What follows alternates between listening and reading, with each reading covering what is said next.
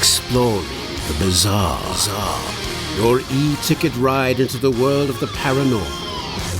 Strap yourself in as we traverse the universe, exploring the unexplained. UFOs, ghosts, lost worlds, cryptozoology, as well as other dimensions. It's time to take back the night. Now, your electrifying hosts of Exploring the Bizarre, Timothy Beckley and Tim Swartz.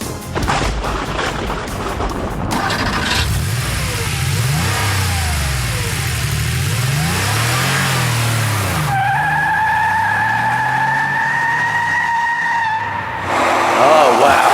So, man, Tim, I haven't been behind a wheel like this in a long time. Where's that entrance to Highway 66? Because we're going to shoot ourselves down to Kingman, Arizona.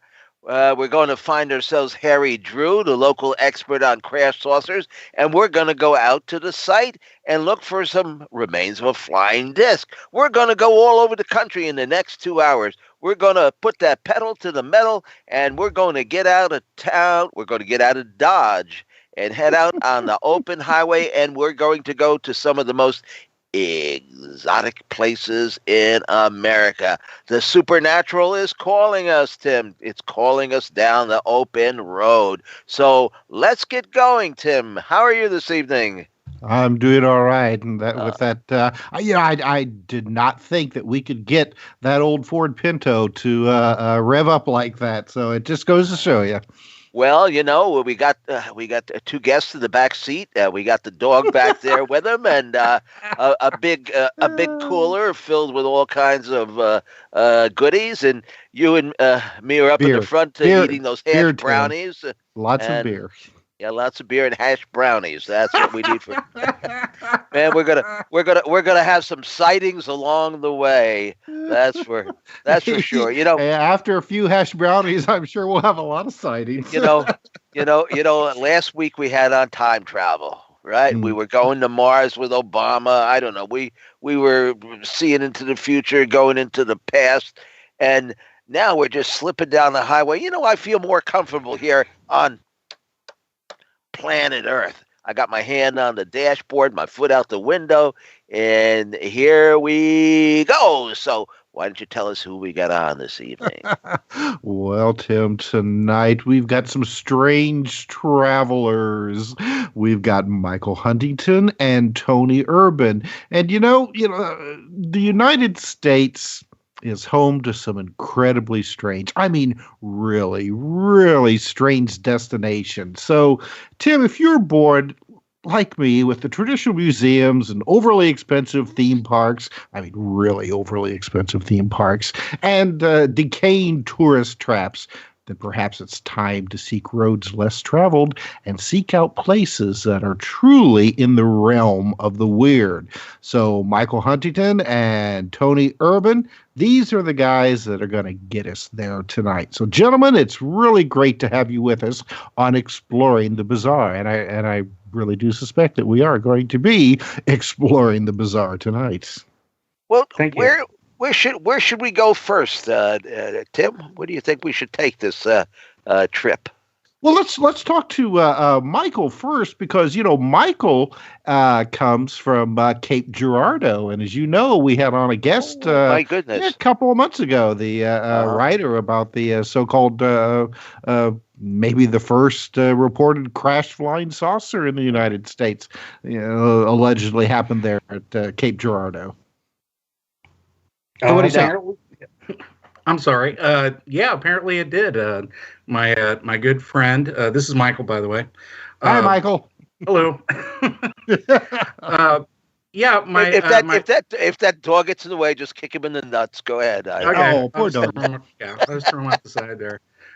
No, my good friend Paul Blake Smith, who is a native Cape Girardean, wrote a book that was published this year, Mo 41, The Bombshell Before Roswell, and that book pretty much encapsulates the story, the mythology surrounding the alleged crash of a flying saucer and the recovery of alien beings in April of 1941, just south of where I'm at right now.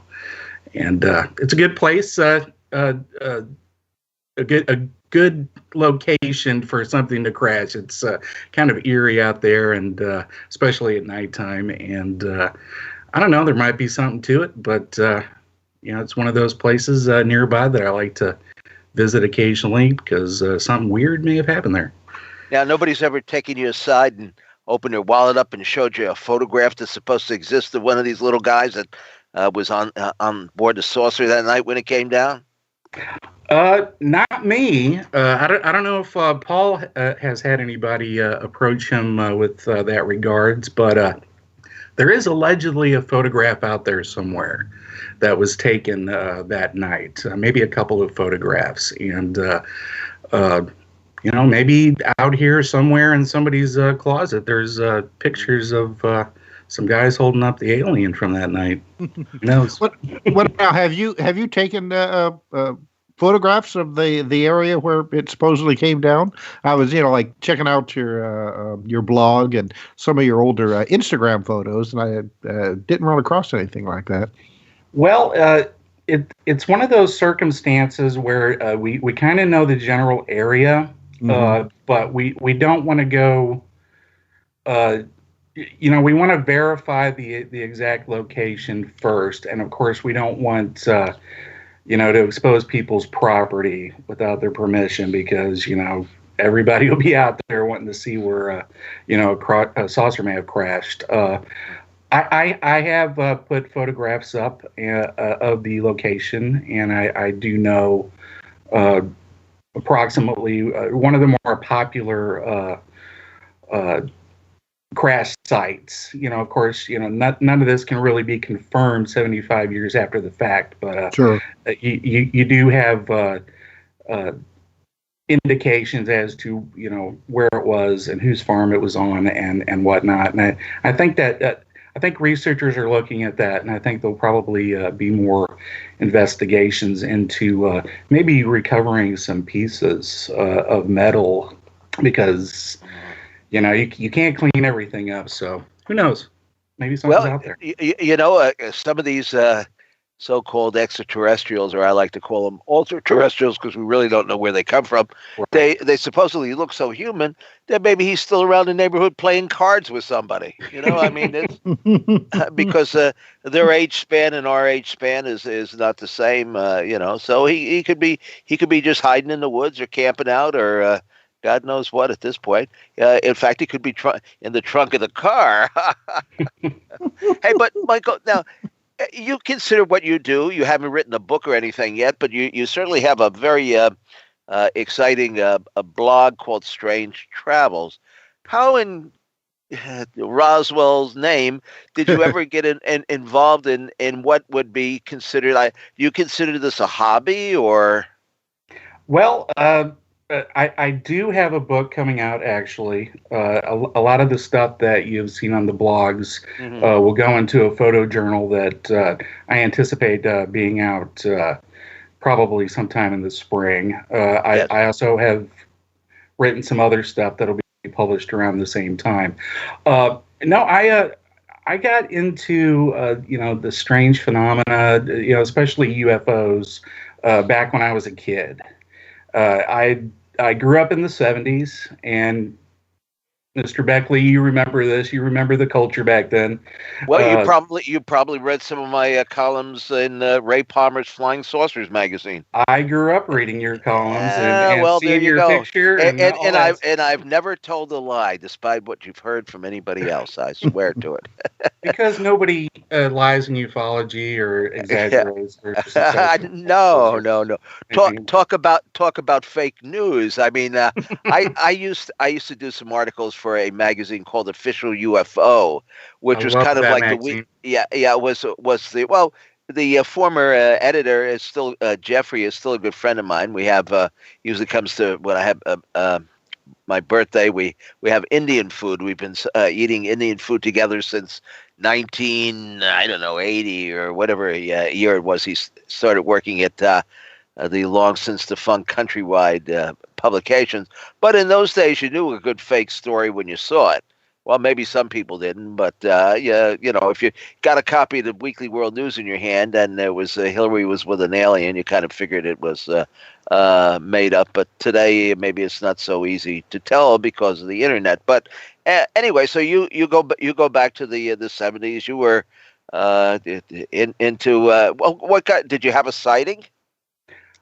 Well, actually, I was into the culture before I had a sighting. I don't know if you can do that because everybody else's story is I saw something and then it got me into it. But no, I was pretty much immersed in UFO culture throughout the 70s. I did read Official UFO and Weekly World News and saw Close Encounters when it came out. I've seen. I never go to see a movie more than once. Maybe I'll see it a second time. I think I've seen Close Encounters maybe 8 times or something like that. Right. It's still is a is a non-documentary. Now, the best documentary would have to be that movie that was made in 1956, which is just called UFO. I mean, that still is ahead of anything that's been made in black and white. But the actual feeling that you're there when this is all is happening is what makes that film so I think so unusual and separates it from the rest of the documentaries that have been done. But Close Encounters, and I guess maybe The Day the Earth Stood Still, the original one. I mean, has some would I call it spiritual impact or kind of delivers the message, whatever the message is. But those are to me are the two big films. So, what was the first place that you scooted out to, and why did you decide to pick that particular place, or did you go on a road trip with your family? Well, let me backtrack a little bit. I was into UFOs when I was a kid, but as I became a teenager, I got into it a little more serious. I was a member of the Aerial Phenomena Research Organization. Okay. Uh-huh. Back when it existed. So yeah, I go back that far. And I've been a member of MUFON and other organizations, but it's been a lifelong interest for me. And when you get older and when you have a family and when you have kids, you start looking for those, those dream vacations and those, getting some of those things off of the bucket list, And for me, I've always wanted to visit the interesting places that I read about when I was a kid. I wanted to see where a UFO landed. I wanted to see, where somebody saw a Bigfoot or some sort of lake creature or whatever. And a few years ago, I started, I guess it was about 3.5 years ago now, I started pinpointing locations that I would like to visit in detail on Google Maps. And I don't mean like the cities, like this is where the Lubbock Lights took place or this is where Pascagoula took place. I researched it down to where people were standing, where objects were, and whatnot. So I started pinpointing those down, and then I talked to my wife. I told her that I would like to start traveling to some of these places, and it wasn't a let's go to out in the middle of a field. It was let's take a trip and see what we can see along the way. And anywhere between point A and point B in America, you're going to find a bunch of points of weird, strange places to explore. So in other words, instead of going to Disneyland, you went to the Disneyland of the gods. Or if you're going to go to Disneyland, there's some weird places around Disneyland. And according to Walter Bosley, who we have on as a guest, of course, you can go to the Disneyland and there's a longitude and latitude and all kinds of weird people will appear to you there. So, I guess Disneyland, after you've seen the Haunted Mansion and all of that, you just go to the carousel, you hop on Horse 72, and, you whirl through their vortex, right? Absolutely. Hey, I heard you tell a story on another show, which I thought was really fascinating. I got a chuckle out of it. Now, there was a case, you got to help me out here. my memory goes after 4 generations of doing this. But there was a case where I think it was a police officer took a photograph of the so-called alien dressed in a metallic suit. Yes, the Falkville Metal Man in Falkville, Alabama. All right. Well, tell us a little bit about that story, because it's I don't know as if the details ever got printed so much, but that photograph has been all over the place. That's for sure. Yeah, I think that photograph for its time period, and the case occurred in October of 1973. Little over a week and a half after the Pascagoula incident, where Calvin Parker and Charles Hickson were allegedly abducted by silvery aliens, with like kind of weird points coming out of their heads. Well, just about an hour or so north of there is Falkville, Alabama, which is just outside of Huntsville, Alabama, where Space Camp is at. And back then, the local police officer, Jeff Greenhaw, was contacted one night and by a resident saying that a UFO had landed on their property, and would you come out and investigate it? And he was a young police officer. I think he was in his 20s. He was the youngest sheriff, I believe, in Alabama at the time. And he went out to the location, allegedly, and took 4 Polaroid photographs of a metal-clad individual standing in the middle of the road, who then proceeded to jump across the field at incredible strides, and kind of unremarkable. Yeah, that picture did show up on a lot of book covers. I think it was on a Brad Steiger cover, and it was on a number of different magazines at the time. So it's sort of an iconic picture. A lot of people now don't really know too much about it, so that's why I put it out there, to kind of educate people about, some of the lore and some of the history surrounding the UFO subject. I'm surprised they don't have a festival in its honor. It seems like every town now that's had a major UFO event or even a minor UFO event knows that it's a cash cow to put on a festival on the date of the incident every year. But maybe we got to get everybody in town to dress up in metal and tin foil. Well, you would think, but there's another part of that story. Yes, that's right, about finding the location even.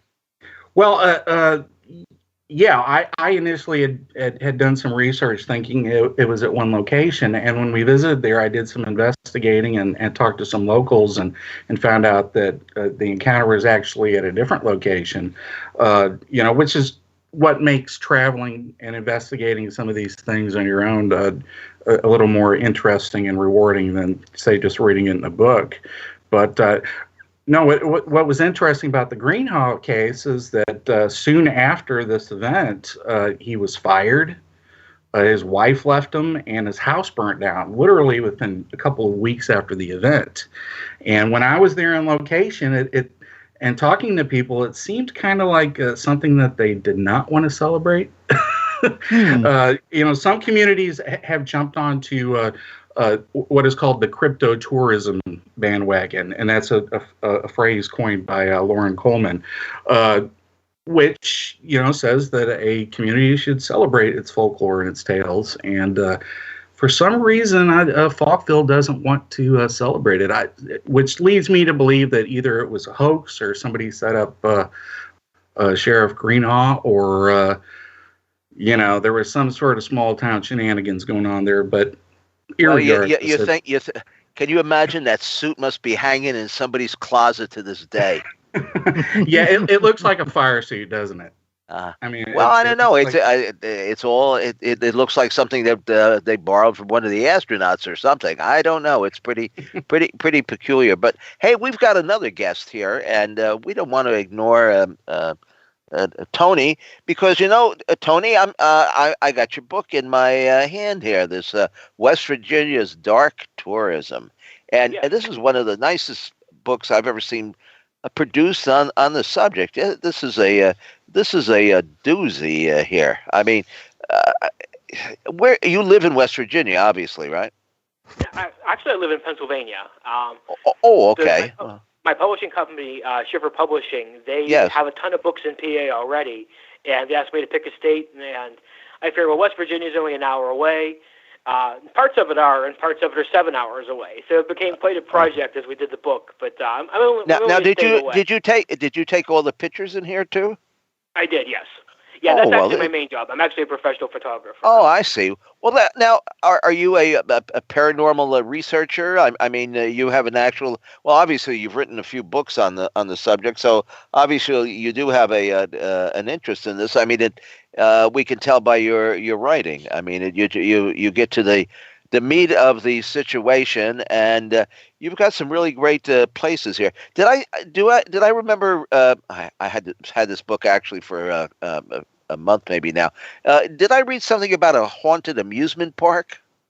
Yeah, the Lake Shawnee Amusement Park in Princeton, West Virginia. It was only open for a few years back in, I think it was in the 20s or the 30s. And there were several kind of mysterious deaths around there, which were most likely just accidents. I mean, they didn't take safety quite as seriously back then. But ever since the park closed down, there's been all these reports of hauntings, and it's actually ended up in recent years on all of those ghost hunter type shows, Ghost Asylum, Ghost Hunters, all those crazy shows. And the park had been closed down to tourists for several decades, and they just reopened it within the last few years. Now they do tours around Halloween, and Princeton, West Virginia is almost literally in the middle of nowhere. I mean, it's a hike from wherever you're coming from. There's no easy way to get there. But my goodness, when they opened the park up to tourists, it is a tourist attraction now. So it kind of plays in with the festival thing you guys are mentioning. They don't have an actual festival there, but when they give haunted amusement park tours at Halloween, I mean, the lines are backed up for miles.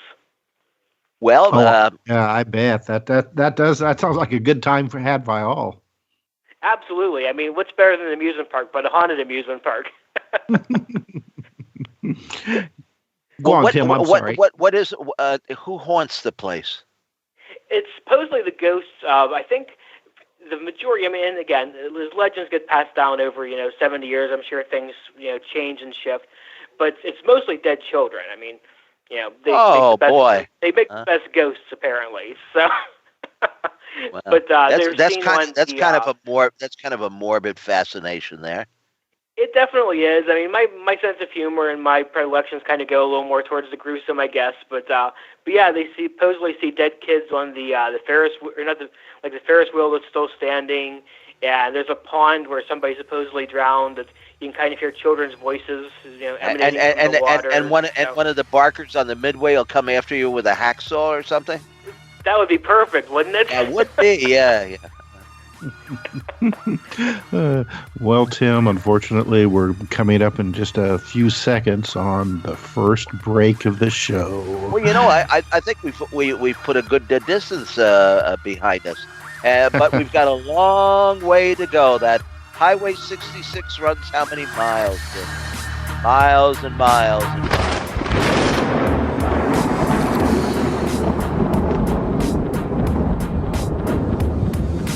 Now back to exploring the bizarre with two of the most electrifying researchers in the paranormal. Your hosts, Timothy Beckley and Tim Swartz. Welcome back, and tonight we're talking with Tony Urban and Michael Huntington about strange travels and bizarre tourism and all that other fun stuff. And I encourage you, if you have questions for our host, if you have questions for us, that's okay. If you have questions for our guests, then please send them our way. We want to hear from you. We want to know what you're thinking about. Hey, and maybe if you've got, if you know some interesting places that Michael and Tony can go and visit, then we want to hear about it. So, Tony, let's continue the conversation here. I know that you have some early experience in the movie industry. You want to tell us a little bit about that? Well, it's stretching it a little bit. It's very, very low budget films. Hey, as far as Tim and I are concerned, a film is a film, Well, right out of high school, I actually started writing screenplays. I've always wanted to be a writer. And I had a very, very minor amount of success. I wrote a movie called Poor White Trash that it was a comedy, and it played on Comedy Central for a couple years. I remember that, yes. Okay, but after that, I decided I could be a filmmaker, which was kind of a debacle in the long run. But I think we ended up making about 5 or 6 films over the course of 7 or 8 years. And I spent a lot of money and never made anything back. And isn't that the case? Yeah, boy, I'll tell you that. Yeah. We made a killer Easter Bunny movie called Cottontail. It did get worldwide distribution. We even got copies out in Japan with Japanese subtitles. So I guess that's a kind of minor feather in my cap, if you want to call it that. But eventually I realized I had to do something that actually made money, and that's when I started my photography career.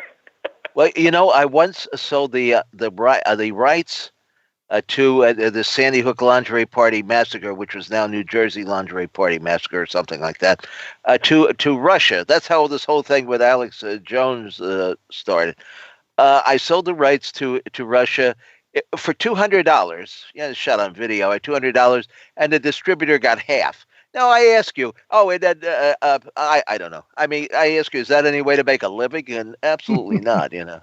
But at least we paid our actors. At least we paid our actors and actresses. I know a lot of people would say, "Oh, you're going to pay me?" Everybody else was getting like a percentage of the profits. What profits? I mean, that's the way to get somebody to work. Oh, I'll give you 2%. I mean, it sounds like the producers or some comedy or something like that. I don't know. So we could start another show. We'll just do. Everybody I know has made movies, so we could just start another podcast and devote it to.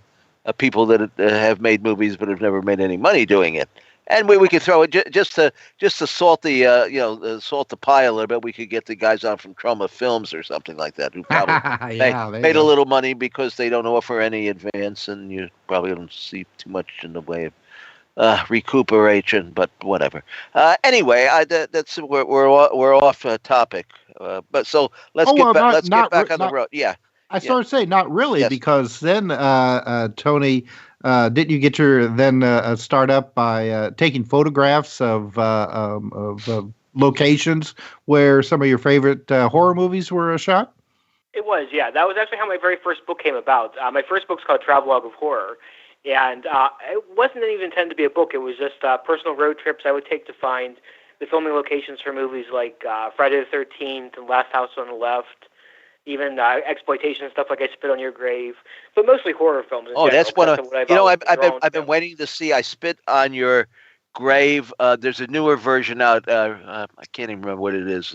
It's probably the 3rd or 4th film by now. I might actually even watch it tonight. This will give me the inspiration to. Yeah, the 3rd one just came out about maybe 5 or 6 months ago, something like that. Yeah, it's intense. Yeah. But how were you able to track down some of these locations?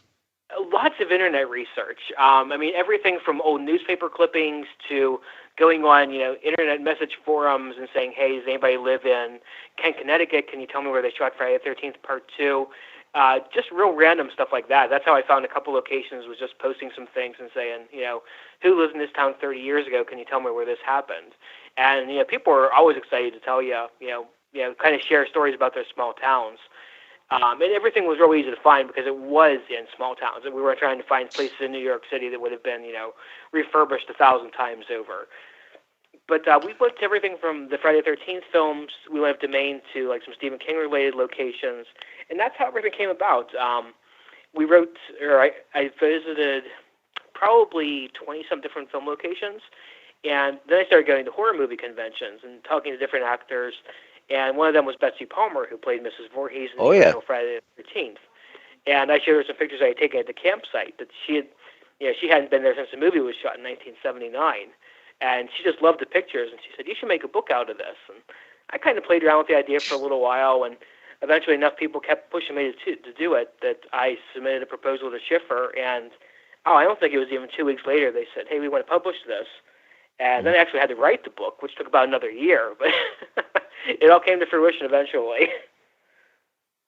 Now, I was going to say, well, you've obviously been to Point Pleasant, but that wasn't actually the film wasn't actually made in Point Pleasant. It was shot most of it in Pennsylvania. Isn't that correct? Yeah, mostly around Pittsburgh, actually. Pittsburgh doubles for a lot of cities. In Mothman Prophecies, it doubled for Chicago, and even the Point Pleasant scenes in the movie, they were all shot in some of those like rundown steel towns that Western PA is full of. So Pennsylvania is kind of the go-to place for Rust Belt locations in Hollywood. Now, what do you think of? I mean, do you like you travel to these sites? I mean, obviously you have some opinions. Are you a believer in ghosts and the weird things that go bump in the night in UFOs?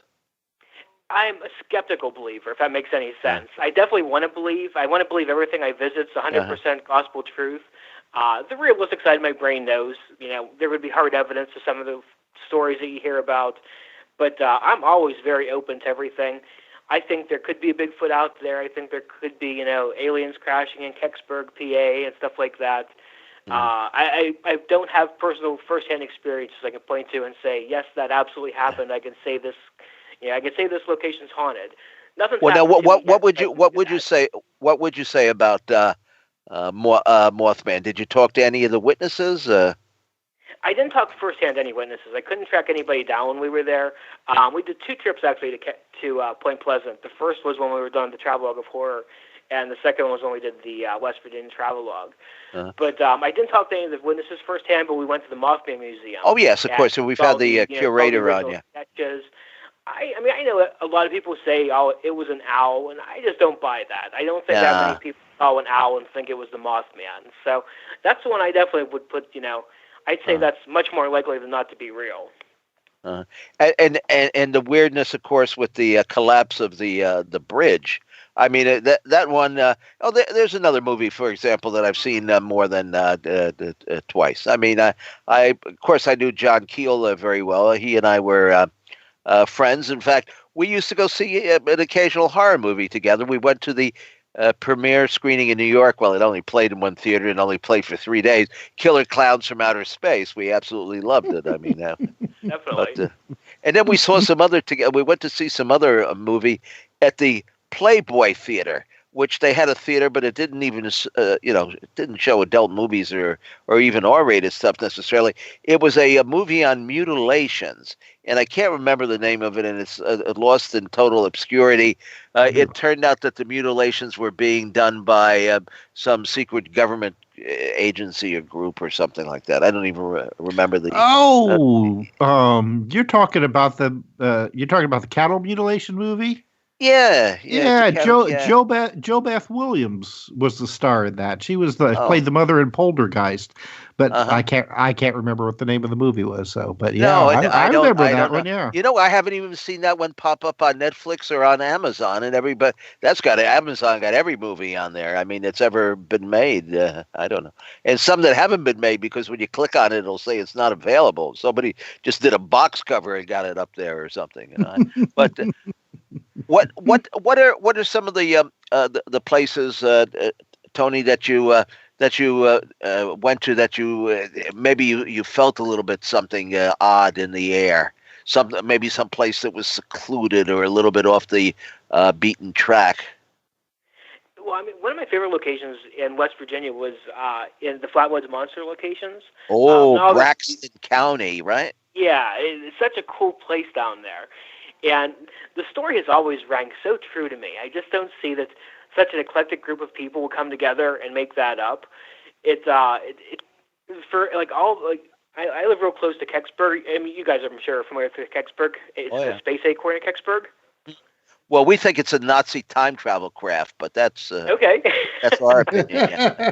The bell. Yeah. The bell. Very good. The Glock. The Glock. But that's kind of in my backyard. I'm only about 20 miles from there. And the two stories seem so similar to me. Everybody saw this, fiery object fall out of the sky and crash in the woods.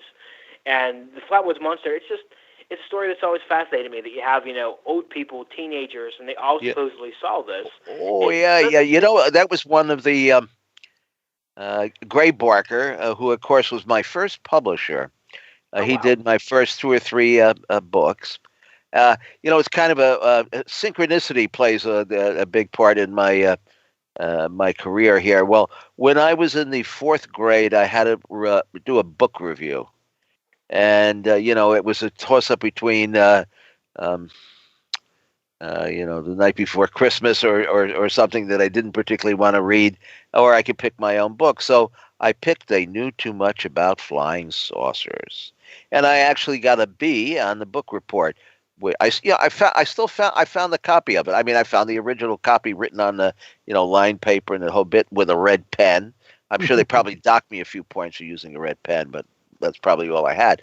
Anyway, I got a good mark on it, and I enjoyed the book. And little did I know, of course, at that point, that Gray Barker and I, who wrote the book, would become friends.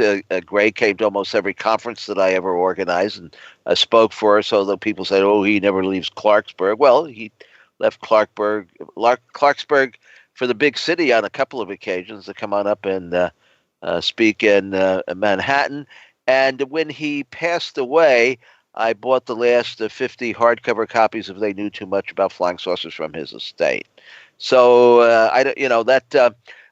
but the point of that is that the book They Knew Too Much About Flying Saucers opens up with his recounting of his investigation of the Flatwoods Monster. Okay. Which certainly is one of the best tales from the earlier days of ufology. That was about, 1950? I think 51? 51 or 51. Yeah, 52, yeah. It left skid marks in the ground. I don't know if there was some physical evidence. This thing, I guess it was about 6.5, 7 feet tall. It had glowing eyes. Now it depends on whatever it seems to me that the descriptions varied a little, but not because of the eyewitnesses' testimony. Because somehow some artist in New York, they were putting together a TV show, and he did a drawing, and I guess maybe he got it slightly wrong. Okay. Does that ring a bell? Yeah, definitely, yes. Yeah. Okay. But anyway, it had fiery eyes, and it kind of skidded across the ground, and the witnesses smelled, what was it, the sulfur? Yeah, sulfur that kind of nauseated them. It made several of them very ill. And did anybody see I guess they scurried out of the area pretty quickly. Did anybody see the craft take off? No, nobody saw the craft take off, not from what I saw. Everything said that after the crash, they became ill and they left the site. And when they went back, it was completely gone. The ground was charred, and the smell still remained in the air. And I think they said there was an oily residue on the ground. Yeah. Hey, But, let's ask Michael. Have you ever been to that spot? No. Flatwoods is on the list, and I do have the exact location pinpointed down in my GPS. Probably we'll make a trip out there in the next few years. I was in that area recently. I attended the Mothman Festival, the 50th anniversary, and went to a bunch of the locations where the some of the sightings took place. We went to where the first sighting, the first night took place, and me and my boy Robbie, who is 6, went out into the McClintock wildlife area there, and we hunted for the Mothman when we were out there at Point Pleasant. But Flatwoods, I think, is definitely one that I want to look into, because it's one of those iconic cases. It's one of those urban legend folklore tales that are tied to a location. Now I don't know if Flatwoods really exploits their local folklore much. Well, you know what they do. Well, they have a song. Okay, they have a song on the Flatwoods, or Braxton County, whatever they call it, and they also have a famous ceramics figurine of the creature, machine, whatever it was. Yes. Because I once owned one. I think Gray Barker gave me one of the miniature replicas. Now that would be a great Halloween. That would be a great Halloween costume. Somebody's got to dress up as the Braxton County Monster and go out and scare a few people. people. Maybe we could have the guy in the tin metal, and we could let's have I think we should have a convention where everybody dresses up as some famous Fortean creature or oddity. In fact, I think they tried that though. The Fortean Society had a big meeting years and years ago. That Keel and I went to Washington D.C. and they had a costume party, but the only person that really dressed up was Bruce Maccabee. Who went like his garbage man or something. I think he dressed just in a couple of garbage bags or something, And I guess people in ufology or something are not. If they're party animals, they're at the bar exchanging insults over Roswell. Hey Tim, Tony has a picture in his book of the Flatwoods Monster in ceramics that are still being sold. Oh, they are still being sold. Oh, yeah. There's this little gas station in Flatwoods. That's kind of their claim to fame, is they sell the Flatwoods Monster statues. Yeah. I've got it. It's on page 11 right now. It's now. Yeah, it was my high point of the trip, to be honest. You got gas and you got a monster, huh? There you go. How often do you get to go home with a monster? Well, I believe me, I've a couple of times, maybe. I think. Yeah. You never know who you'd meet in CBGBs. That's for sure. I'll tell you that. Or at a horror convention. That's for darn sure. Well, Michael, what is the most isolated place that you've ever been? I don't think we go too off the beaten path. Probably the most isolated would be the Marley Woods. You've been to Marley Woods? Oh yeah, I've been to Marley Woods. Earlier this year. Let's not tell Ted Phillips that.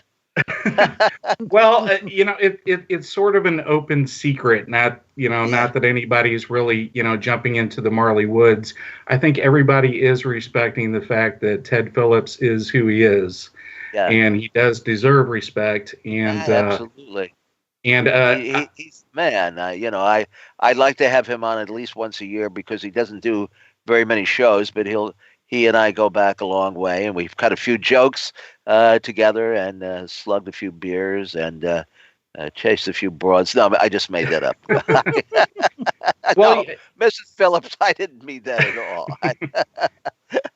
Well, as a researcher, in southern Missouri, just as Ted Phillips was, I know the lore, I know the lay of the land.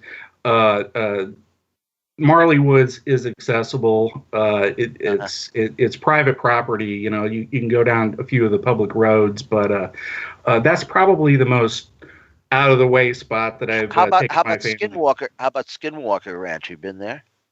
I've not been to Skinwalker. We are on like a 10-year schedule of places to visit, and we've been doing this for about 2.5 years. You got at least three. You got at least 3 or 4 books in you, man. I mean, you got to. Yeah. No, Skinwalker definitely would be some place that I would like to go. Now I don't know, what the deal is with it.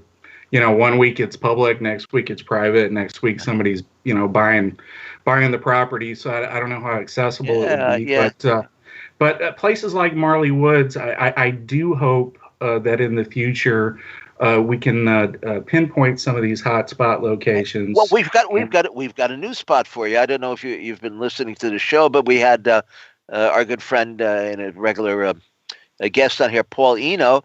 They have a place now in Pennsylvania where they're seeing Bigfoot in the bushes and UFOs over the trees.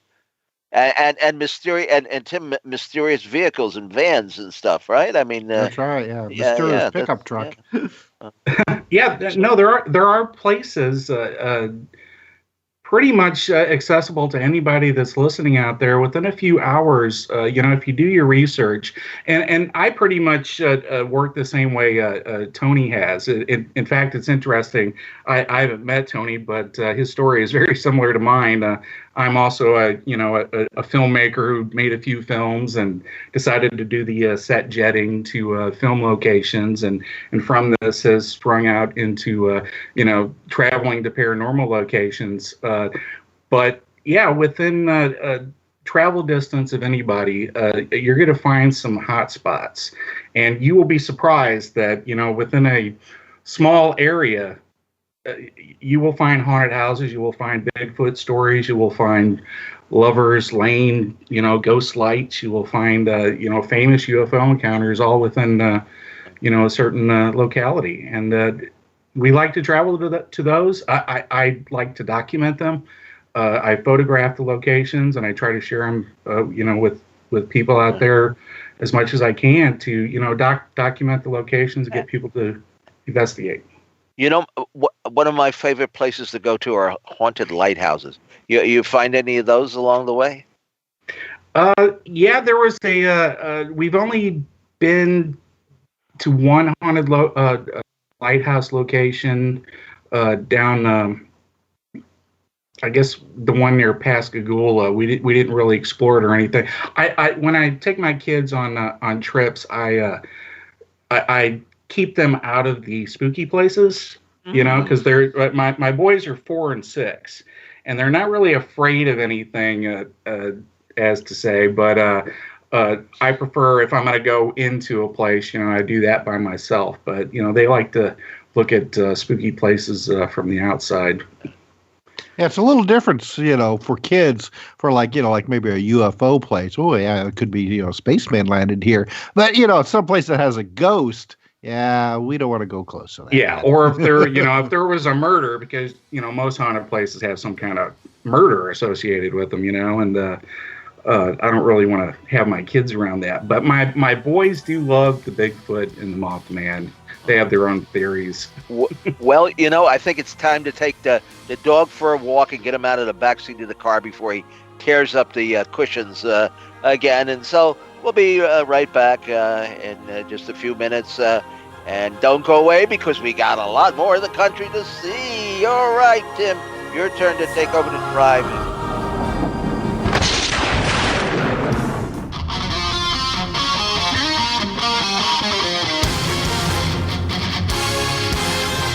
Exploring the bizarre. Your e-ticket ride into the world of the paranormal. Strap yourself in as we traverse the universe, exploring the unexplained.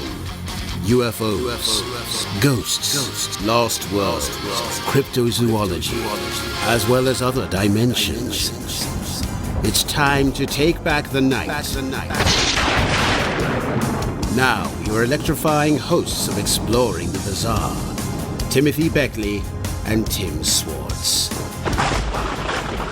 Welcome back to the second hour of Exploring the Bizarre. I'm Tim Swartz, and unfortunately, we are stuck here in the parking lot because Tim Beckley ate some gas station sushi, and we're not going anywhere for a while.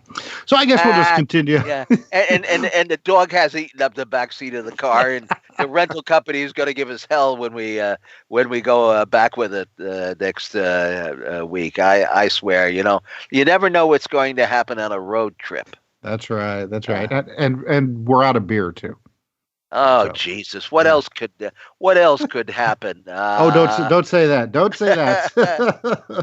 Yeah. Here comes the guy with the hook, right? Yeah, there you go. It's Leatherman with his hooks. I'm looking at Michael's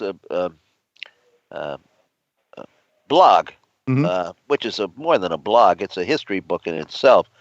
And I somehow got to the page that mentions Piedmont. Piedmont being an area. Well, tell us a little about Piedmont, because I don't think it's a flat a hot spot, or it used to be, that most people are not familiar with. Now, I remember I have a book which I've often thought about reprinting. that contained all these sightings and things that happened in the town of Piedmont. But I don't think people today are too familiar with Piedmont. So why don't you tell us a little about Piedmont? Well, Piedmont, Missouri is located just west of where I'm at here in Cape Girardeau. Cape Girardeau is right on the Mississippi, down in the boot heel of Missouri, as it's called, the southeastern portion of the state.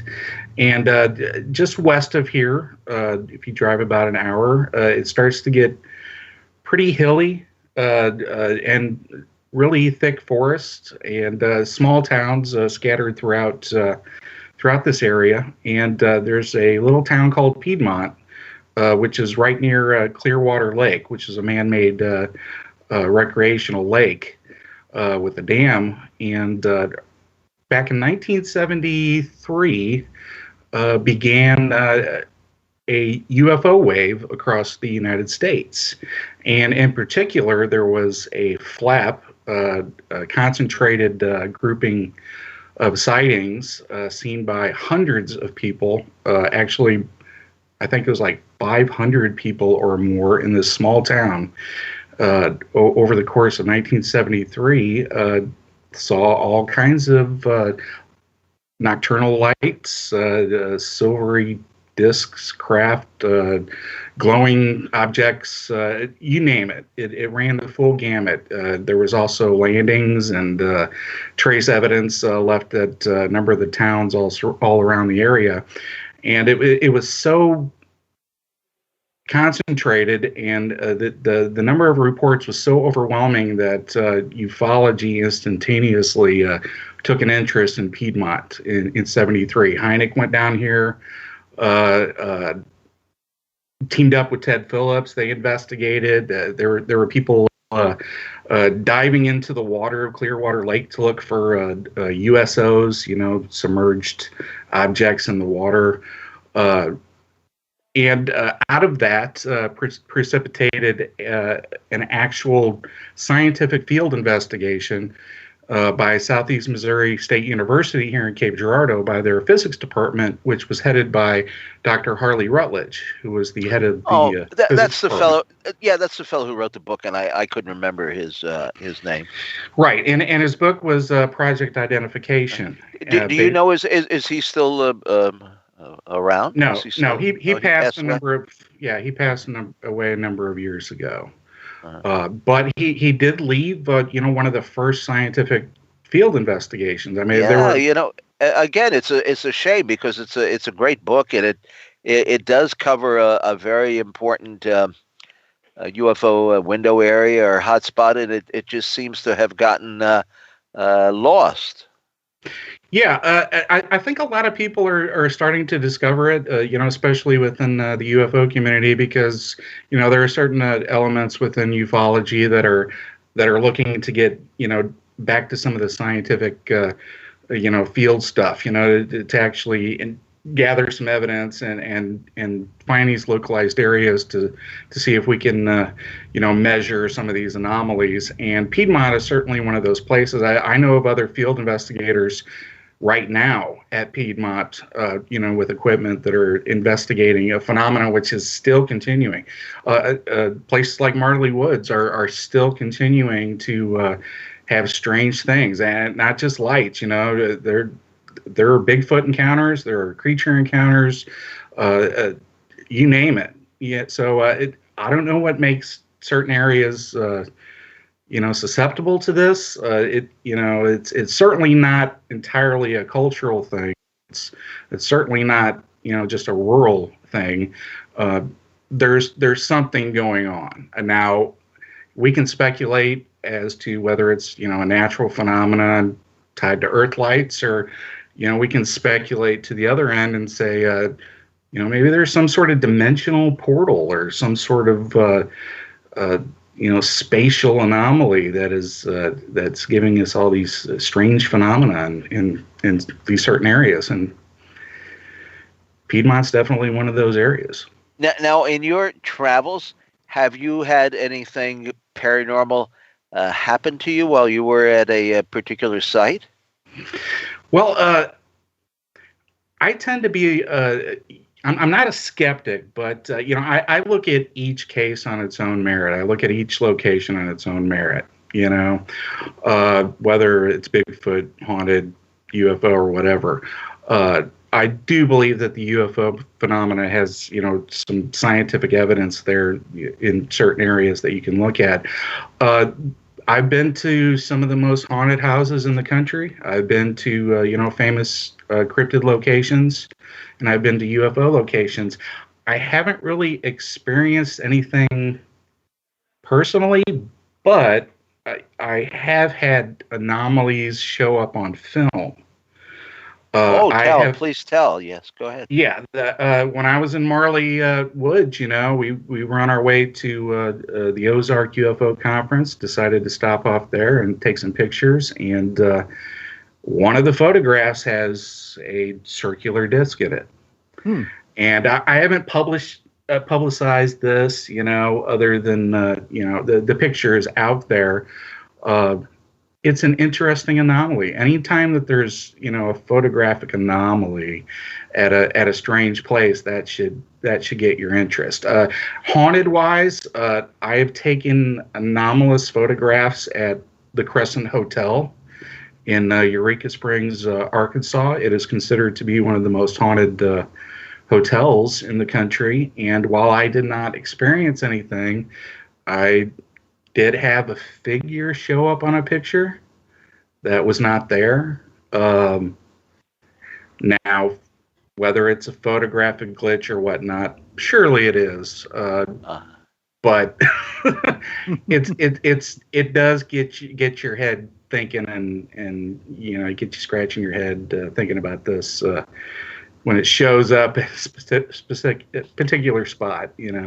Have you ever tried to track down the original location where Betty and Barney Hill had their abduction experience? I've not been there. I've talked to other researchers who have been to all those locations. I have pinpointed every spot along that route.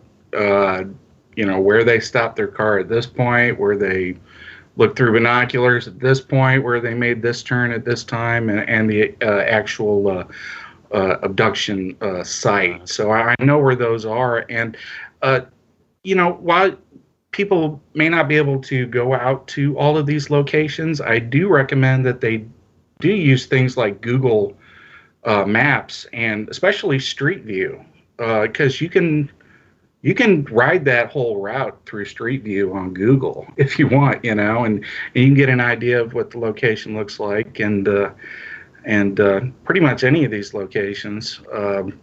And I encourage people to travel there because it's different when you're actually in the location. Hey, Tim, I know you're interested in cryptids like Dogman. So, Tony, I wanted to ask you about the Webster werewolf. What's that all about? Well, the Webster werewolf, it's actually the sightings have been going back to the 1700s, and timber wolves in West Virginia are supposedly extinct, just like the giant black cats that everybody still sees. And they actually had bounties on the wolves because they would kill all the sheep. And I think it was in the mid-1800s the last werewolf had finally, the last wolf rather. Last werewolf, that's right. Yeah. But there's still, to this day, people say they see the Webster werewolf. And I think it was even on that, what's that god-awful show?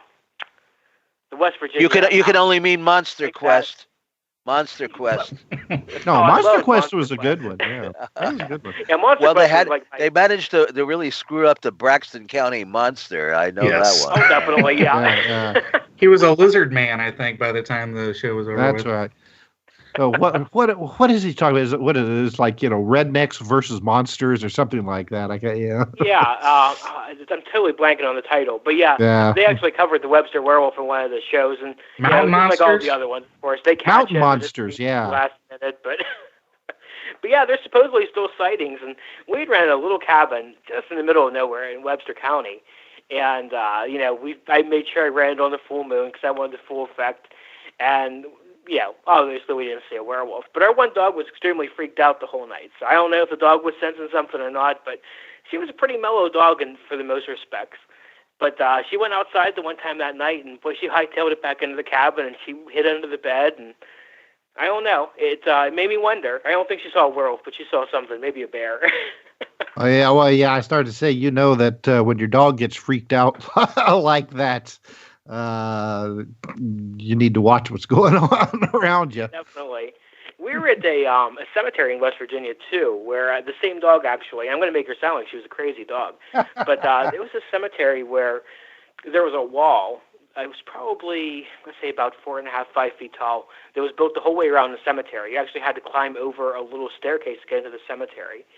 And when we were leaving that cemetery, the dog there's no other way to put it than she just freaked out. She started running in circles, and she, laid into her other dog. She was a small dog, so she couldn't hurt him. But, she really acted like borderline possessed. And as soon as we were gone from there, she calmed down, and she was normal again. But that was one case where I really wondered if, she sensed something, amiss there. Because there was just no logical explanation for why she just all of a sudden just started acting so strange. So that was probably one of our more unique experiences in West Virginia. That's pretty bizarre. That's why we usually take the dogs everywhere we go, because sometimes they pick up on stuff that I would probably miss. My eyes usually glued to the camera and looking through the lens, so I miss a lot of stuff, I'm sure, that way. Well, and traditionally, when it comes to, like certain UFO events and hauntings, it seems to be, like the dogs or other nearby animals who react first to something strange going on, even before the people realize what's happening.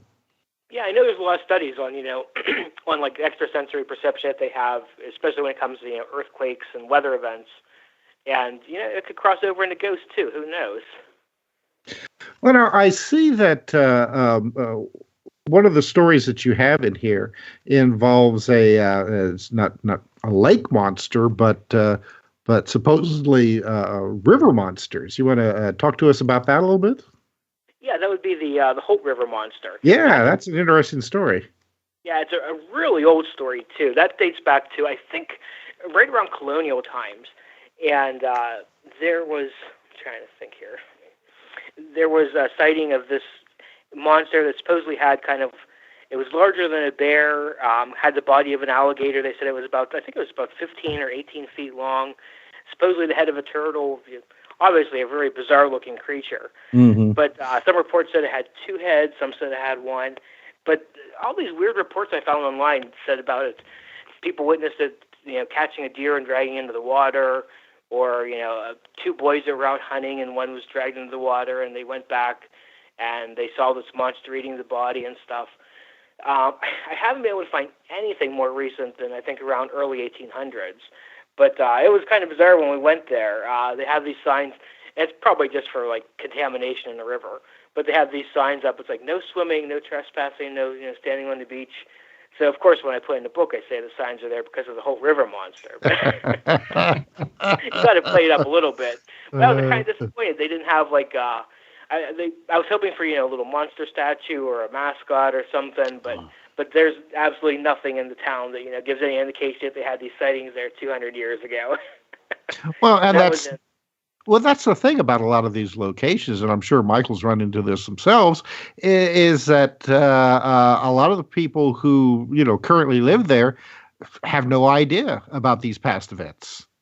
I was kind of that way with Kecksburg, actually. I grew up, like I said, 30 miles from the Kecksburg acorn crash, and I had never heard of it until I started getting into the location hunting about 3 years ago. And I was like, holy cow, this has been here my whole life, and I must have missed the Unsolved Mysteries episode it was on. But, it's when I talk to people down there around, I think it was in Fairmont, West Virginia, where the Holt River Monster was, nobody there had any idea about it. But, it shows up on Google, and, if it's on Google, it has to be true, right? That's right, yeah. That the story is very reminiscent, and Michael, if you're ever in southern Indiana, that'd be a place for you to track down and take pictures of the supposed lizard man in the Ohio River that grabbed a female swimmer like sometime in the what was it? I think it was the late 1950s. It was really Donald Trump. But yeah, it's like people just swimming off off a beach there on the Ohio River, and supposedly this woman got drugged down quite deep into the river by something with a big scaly hand. Well, that sounds like the movie. What's the movie with the Creature from the Black Lagoon? That's the one. Yeah. Oh yeah. It's very reminiscent of that. Hey, well, while we're talking about the presidents, Tony, did I read in your book that Teddy Roosevelt went monster hunting in West Virginia? That was the rumor. Yeah, there was a monster called the Snallygaster. That was, excuse me. It was a winged monster with a horse head. It the descriptions I read about it reminded me of the Jersey Devil. Only they made it sound like it was an enormous monster, and it apparently terrorized this small little mountain town. And it was in all the newspapers, and that's why I wonder as I do this research if all the newspapers back then were like the Weekly World News, or if they just printed whatever people told them as the gospel. Because I mean, you're reading actual newspapers saying about this winged monster that was flying over towns, and it picked up this guy and disappeared and never saw him again. And it's being reported as legitimate journalism. And that was the rumor that Teddy Roosevelt got word of this back in Washington, D.C., and he was going to go monster hunting and try to kill the Snallygaster and bring its body back to the Smithsonian. But obviously, I think he probably had more important things to do as President of the United States. So that maybe not. But we had the Bell Witch. Tim, remember we wrote about the Bell Witch had another president. Was that Andrew Jackson? Jackson, right? That's right. Who went down there and spent a nice night and got I guess so spooked out that he left first thing in the morning.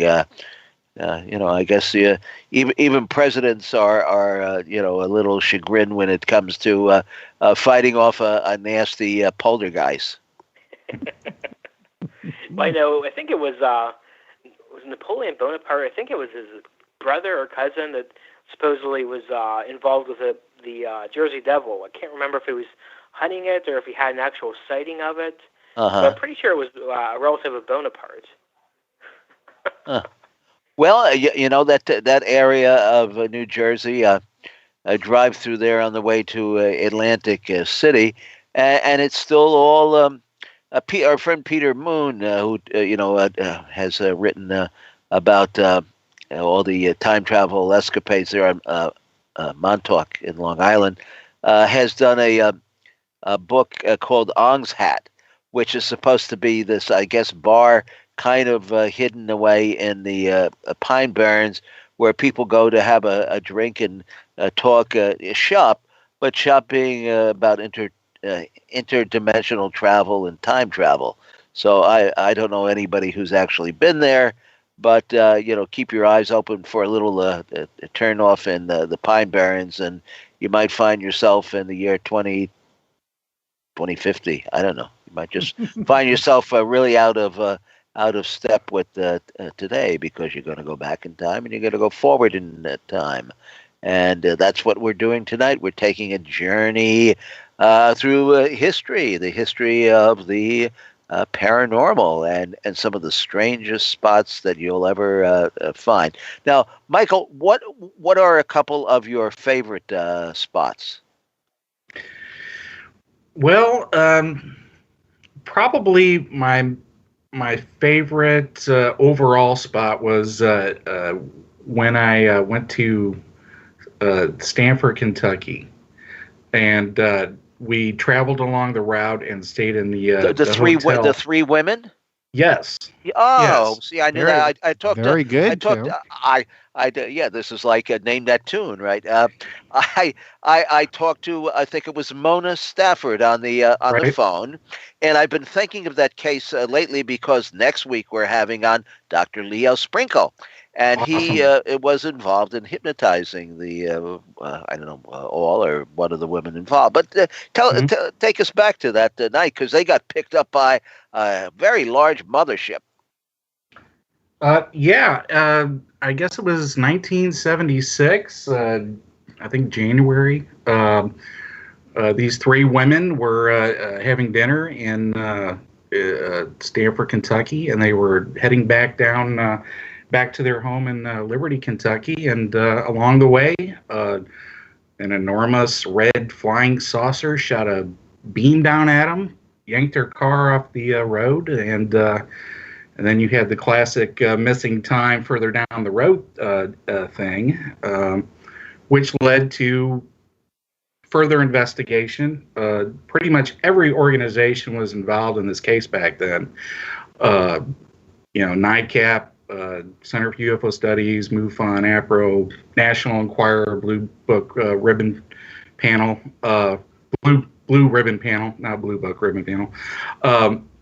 But they were interested in this case because of, it was three women and the missing time, and Dr. Sprinkle did conduct hypnotic regression upon the women, and we stayed in the hotel room where that took place. That was interesting to journey along that same route. You got it. You got it right down. You got it right down. Yeah.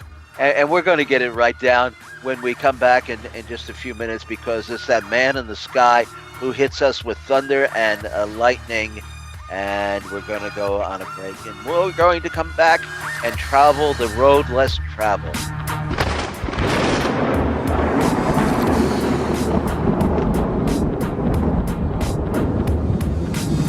Now back to exploring the bizarre with two of the most electrifying researchers in the paranormal. Your hosts, Timothy Beckley and Tim Swartz.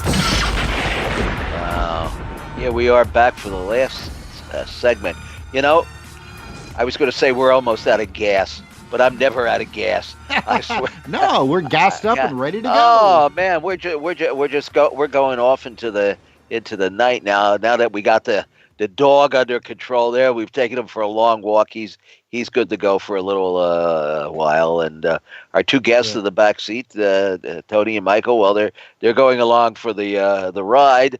Whether they like it or not. Yeah. Why don't we take them? Hey, Tony, let's go to the place where Charles Manson grew up. Okay, that was and it's near the Moundsville prison in McMechen, West Virginia, and it was a little town where he lived with his aunt and his uncle while his mother was incarcerated in the prison. And I've always had a weird fascination with serial killers. I noticed that. Yes. I mean, just the way that, especially Manson, how he was able to convince people to commit the crimes for him has always been really fascinating to me. So I just kind of wanted to see where he grew up, and sadly, it's not much different from where I live. It's a typical Western PA, rundown, Rust Belt town, and I didn't see anything there that would have, led him into becoming a serial killer. That must have been something that was innate inside him. But it was really cool to go to the town, and we saw the elementary school, and we read about these stories where when he was in elementary school, if somebody was bullying him, he got other kids to beat up the bully on his behalf. So I guess even when he was, 5 and 6 and up to 10 years old, he was getting people to commit his crimes for him. And then just maybe 15 miles from there is the Moundsville prison, where, as I said, his mother was incarcerated at the time. But after the Manson killings and after Charles Manson was locked up, he actually sent a letter to the warden at the Moundsville prison saying about growing up in that area and how much he loved West Virginia. And he said he'd love to come back and serve out the rest of his time in Moundsville prison. Oh, isn't that cute? We've heard some vague rumors about some are you familiar at all with the Shaver mystery? It sounds familiar. Yeah. Well, Richard Shaver was, of course, this welder who worked at the Ford Motor plant or something, and he used to hear voices, and the voices told him about this underground civilization populated by this evil group of robotic mutant creatures called the Dero. And supposedly they have a tunnel system that runs all over the planet, and they're down there with in the caves and in the tunnels with ancient telepathic equipment that kind of controls our actions and thinkings, and makes some of us go out and do horrendous deeds. What I'm getting to, the point is, any stories of any odd goings on underneath the ground in West Virginia, the coal mines or Tommy knockers or anything along that line? West Virginia's got a lot of like cryptozoology stuff going on. I mean, they have the typical, Bigfoot and of course the Mothman, but then there's also weird things like they call one the sheep squatch, which is I guess kind of like a half sheep version of the Sasquatch. It's supposedly around the Point Pleasant area. I don't know what it is about that area that kind of keeps bringing all these weird monsters to life. I know a lot of people speculate about the TNT area, whether chemicals could have leached into the ground and created these types of mutants or something like that. But that part of West Virginia, especially right around the Ohio River, it's the real life story. The real life story of the Toxic Avenger. Mm-hmm. Yeah, definitely. I know. I was reading about the TNT area the last time we were down there, and I guess apparently it's actually closed off now because some of the bunkers are just randomly exploding. I don't know why they just don't take the dynamite out of them, but instead they just close it down and say nobody can go in there. So. Oh, it's too unstable to take out. Yeah. I was there a few weeks ago, and it's still pretty accessible. Yes, there was. I think there was an explosion a couple of years ago, and there are bunkers with explosive material still in there. It's one of those things that it's an EPA site that will never be cleaned up fully. So they sort of they're most of the bunkers that have the explosives are actually like submerged under the water, so people can't have access to them. But no, it's pretty accessible. There were a lot of people. There were bus tours going to the bunkers recently at the Mothman Festival. Well, in fact, didn't one of our guests put on a hayride? I think. Oh yeah. There's a hayride that takes place there. Yeah, with I guess with a Mothman that swings down at a certain point to terrify the. Well, hell, what am I doing? What the hell am I doing sitting here when I could be, out on the road day and night? And this is what I would love. I would love to do. I mean, I'd be tailgating you all the way down the Highway 66 or something like that. Well, it beats you sitting around listening to them build. How many is it? 10 buildings? Oh no! There's 4 skyscrapers going up on my block here. And they all start jackhammering the earth at 7 a.m. Now, you got to understand, I'm a late night person. I'm up to probably 5 watching TV and bad movies on Amazon Prime and all that stuff, And then they, just as I'm ready to take a nap, because I do have a problem sleeping anyway, because my health conditions and stuff like that. And it just drives me crazy. I end up sleeping in the chair, my recliner, most of the time during the daytime when I should be. My hours are all screwed up now. I don't know. I should be doing well. I blame this all on Long John Nebel. He was the first all-night talk show host. And when I was a kid and still in high school, I would stay up late at night with my transistor from radio from Roswell. And, I would listen to the program with these contactees, George Adamski and Howard Menger, who became, somewhat of a friend years later. And all the weirdness, kind of stuck with me, but including the weird hours. And all of this is kind of strange because all of my friends, they were up at this, they're calling me at 6 o'clock in the morning, not because they're getting up to go to work, certainly not, but, because they've been either out all night or they've been up all night, watching bad movies on TV, There you go. Hey, I wanted to ask Michael, some of my favorite photos that you've been putting up on Instagram are the ones that you took there at the Air Force Museum at Wright-Patterson. And why don't you tell us about that? Because, I used to work at a television station in Dayton and used to go to Wright-Patterson all the time. But, a lot of the vehicles that they have in there now, they weren't there when I was there. And they've got some really exotic ones. When we take our trips, we also try to visit air and space museums. Now, it may seem that it's not connected to the paranormal world or UFOs, but it is. Yes, it is. And I think anybody who's interested, especially in UFOs, really needs to learn their aviation history and their military experimental test craft history, and that's why I put that stuff in there. Not that I'm an aviation expert or anything like that, but I do think over the course of the decades, I think that some of the strange stuff that people have been seeing have certainly been some of the weird experimental stuff that we have in museums, such as Wright-Patterson. We do try to include, some of these strange crafts as stops in our trips. We've been to the Naval Aviation Museum. We've been to Huntsville.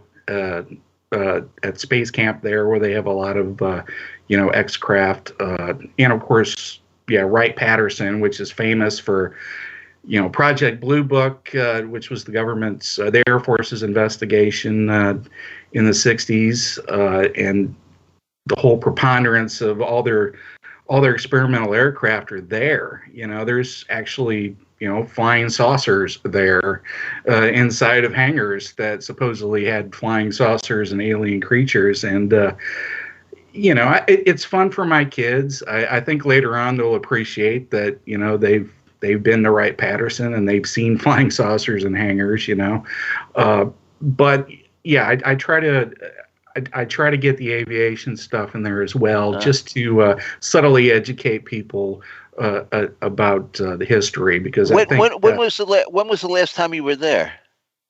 It was in June. Yeah, we were there in June. Do they still have the UFO display in the cafeteria? Actually, that's sort of interesting. They just this past summer they added another hangar, and they changed the organization of the entire Air Force Museum there, and. Up by the Valkyrie cafeteria, there was for many years a display of artifacts from the Project Blue Book investigation. Yes. I went there specifically to look for those, and they were not there. And somebody has walked off with Joe Symington's pancake again. Right, and I wanted to see that pancake, and I wanted to see all those other things that I saw in these books when I was growing up, and.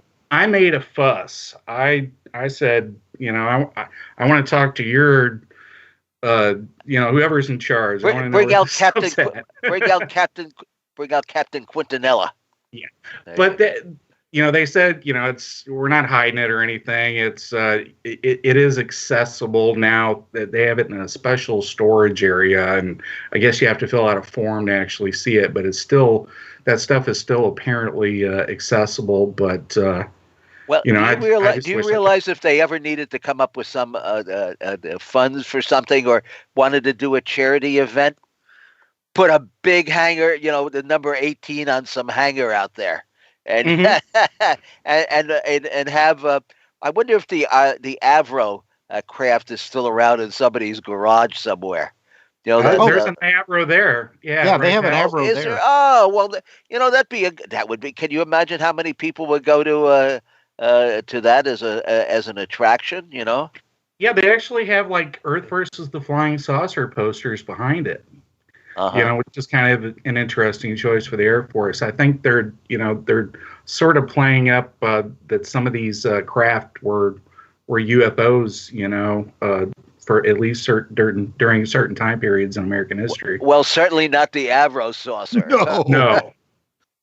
No, that was barely a hovercraft, if anything. Yeah. Man, I've seen some of the old black and white footage of that thing. They tried to get going. It would go this way and that way, and they seem to have no control of it at all. But the space pack, that you put on your back and you shoot this thing, that was actually invented or patented.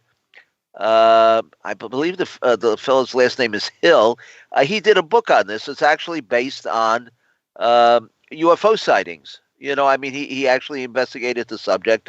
I think Hampton Roads still has the book in print, and I can't remember the title of it. That's an excellent book. I've got excellent book, right? Yeah, it really is. I mean, he really goes into how he thinks that UFOs will navigate and the science behind them. So there is a little.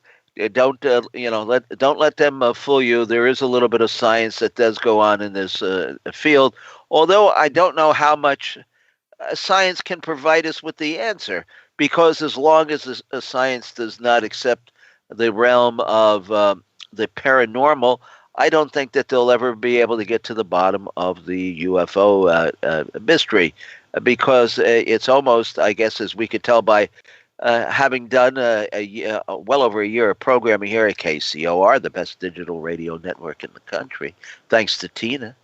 Um, what was I saying? All right. Okay. Get a grip, Tim. Get a grip. Anyway, I mean, it's paranormal. Yeah, Yeah. as long as they don't accept the paranormal as being part of our everyday existence, how can you accept the UFOs? And how can you go on a TV and tell the world that this, on the 6:30 news that we're being visited? Because who's visiting us and where are they coming from? And I don't think we'll ever know, because they've been coming. They've been coming here for a long, long time, perhaps before we were here, or maybe they even put us here. Oh my goodness! Ancient, ancient artifacts, monuments. Michael, anything in your investigation? I mean, is there any ancient sites that you visited? Are there any such things that you come across? Well, I did take the kids on one of our earliest trips up to Cahokia Mounds, just east of St. Louis, which was one of the largest Native American mounds, which is also supposedly haunted. And yeah, it was breathtaking. I mean, you definitely, at some of those, some of the more spiritual Native sites, you definitely feel a vibe. I don't know what that is, because you know it's a spiritual spot, but you definitely feel that when you go there. Yeah. And Tony, how about you? Any ancient places in West Virginia? I mean, it looked like they might have gone back before current history hit us. Well, so, mine's actually another Indian burial ground, the one right across from the Moundsville prison. Dates back several centuries, and that's kind of one of those things. Just like wonder why in the world they picked to build the prison right across from this ancient Indian burial ground. It's like, haven't these people ever watched horror movies? But yeah.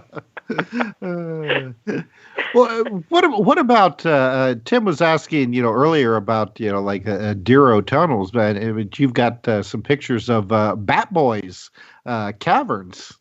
that was one of my favorite locations, actually, because I grew up always reading the Weekly World News. I mean, that would have been a dream job for me. You must have probably ordered a couple of my books from some of the ads in there, I would guess. I probably did. Yeah. That was our best outlet for selling books. I think I bought Hangar 18 through. There's no place to advertise anymore. That's what's killed the.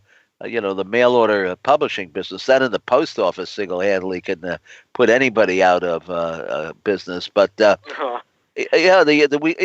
actually is a Weekly World News still online, and I've had some limited correspondence with whoever runs it. It has nothing to do with the old folks on the Inquirer, because it was put out by the Inquirer and all that. Mm-hmm. But they still have a website, and a Bat Boy still lives.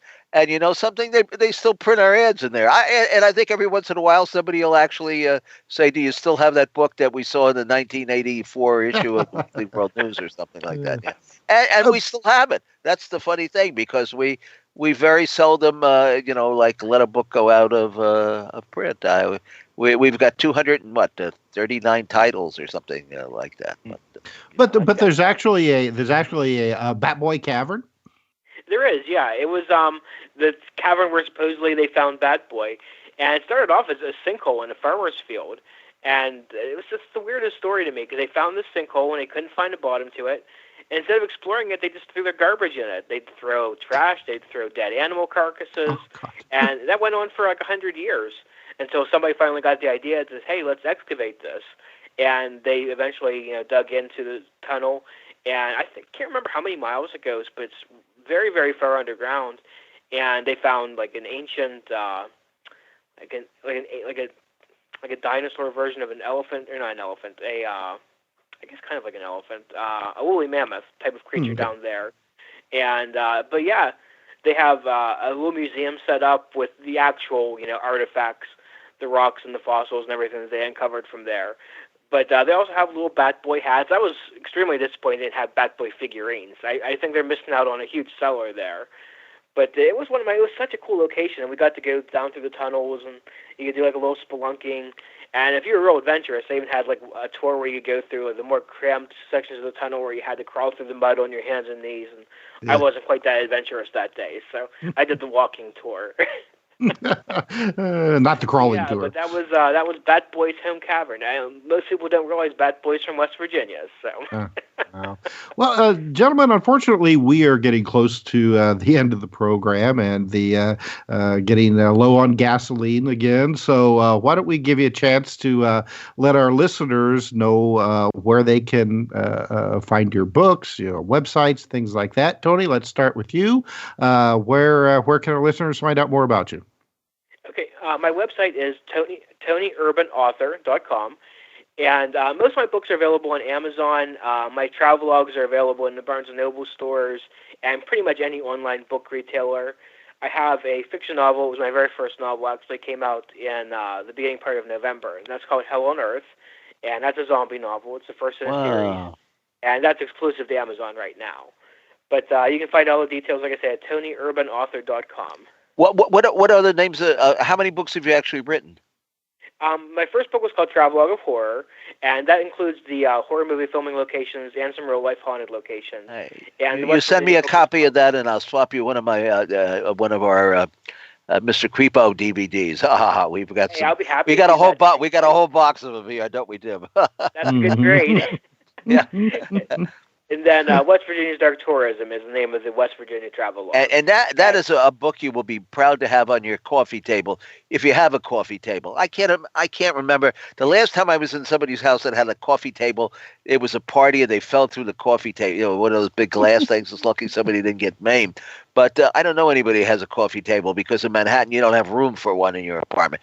Anyway, Michael, you take the bull by the horns here and give our listeners a shout out. I think probably in April, our first Strange Travels book will be out. It'll be called Strange Travels with Michael Huntington, 2014-2016, and it's going to be a photo journal. And then after that, probably in the fall, we'll do an essay version. More of a traditional travel type book, and I also have some other UFO book projects coming out in April. And anybody can follow me on my blogs. I'm on Instagram. I'm on Facebook. I'm on WordPress. Huntington Strange Travels at WordPress. And you can follow our adventures. And if you have any suggestions for places you'd like to see, we're always willing to consider those. Man, well, I'll send you a whole list. Except I'm gonna stow away in the trunk of the car, or maybe you could put me up on with the suitcases up on top. Or what do you travel in? Well, we have a little Kia Soul. And we have to do our travel in blocks, because I do have a 4-year-old and a 6-year-old. So their road time expiration is about 5 hours before we have to check into. Well, mine is a lot less than that. Hey, Tim, we're about to close it out, and next week I finally got the date down. We've got Diane Tessman and we've got Dr. Leo Sprakel, who doesn't do very many interviews, and I've known Leo for quite a number of years. I haven't talked to him recently, and we're going to check in on some of these older cases, like the one that we talked about tonight briefly, the case in Kentucky where 3 women were abducted. And so, Tim, I want to wish you good night, and remember to tune into KCOR. Keep your dial tuned there, and visit us on Facebook at Mr. UFO's Secret File.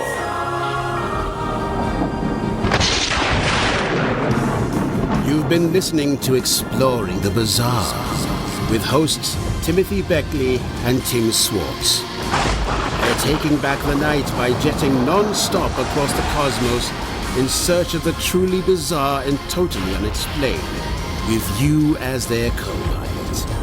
Thursday nights at 7 p.m. Pacific, 10 p.m. Eastern, on the KCOR Digital Radio Network. For more information on exploring the bizarre and hosts Timothy Beckley and Tim Swartz, check out their KCOR Digital Radio Network page. Follow their YouTube channel at MRUFO 1100. Exploring the bizarre.